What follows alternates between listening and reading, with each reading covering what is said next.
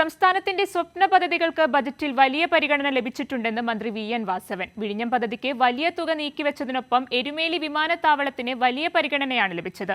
കോട്ടയം ജില്ലയെ സംബന്ധിച്ച് നേട്ടങ്ങളുടെ ബജറ്റാണെന്നും മന്ത്രി പറഞ്ഞു. വിഴിഞ്ഞം പദ്ധതിയെ സംസ്ഥാന സർക്കാർ വലിയ പ്രാധാന്യത്തോടെയാണ് കാണുന്നത്.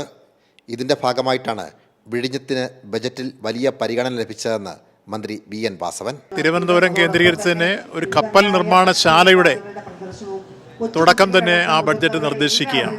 എത്ര കണ്ട് ഭാവനാസമ്പന്നമാണ് എന്ന കാര്യം ആലോചിക്കാം. അന്തർദേശീയ പ്രശസ്തി ആർജിച്ച വിഴിഞ്ഞം തുറമുഖം ലോകത്തിൻ്റെ ഭൂപടത്തിൽ ഇന്ത്യയെ തന്നെ എത്തിക്കുന്ന ഏറ്റവും പ്രാധാന്യമുള്ള തുറമുഖമാണ്. എരുമേലി വിമാനത്താവളം സർക്കാരിൻ്റെ സ്വപ്ന പദ്ധതിയാണ്.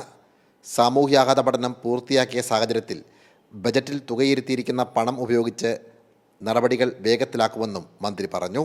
അങ്ങനെ പൊതുവിൽ നമുക്ക് എല്ലാ രംഗത്തും വലിയ രൂപത്തിലുള്ള പുരോഗതി ഉറപ്പാക്കാൻ സഹായിക്കുന്ന ബഡ്ജറ്റാണ് ഈ പ്രാവശ്യം അവതരിപ്പിച്ചത് എന്നാണ് പൊതുവിൽ സൂചിപ്പിക്കാനുള്ളത്. സംസ്ഥാന ഗവൺമെൻറ് വളരെ ത്വരിതഗതിയിലാണ് എയർപോർട്ടുമായി ബന്ധപ്പെട്ട പ്രവർത്തനങ്ങളിൽ ഇടപെടുകയും അതിൻ്റെ പരിസ്ഥിതിയാഘാത പഠന റിപ്പോർട്ടും സാമൂഹ്യാഘാത പഠന റിപ്പോർട്ടും എല്ലാം കൊണ്ടുവരാൻ ശ്രമിക്കുകയും ചെയ്തുകൊണ്ടിരിക്കുന്നത്. കോട്ടയം മെഡിക്കൽ കോളേജിനും MG സർവകലാശാലയ്ക്കും ബജറ്റിൽ തുക അനുവദിച്ചിട്ടുണ്ടെന്നും മന്ത്രി വ്യക്തമാക്കി.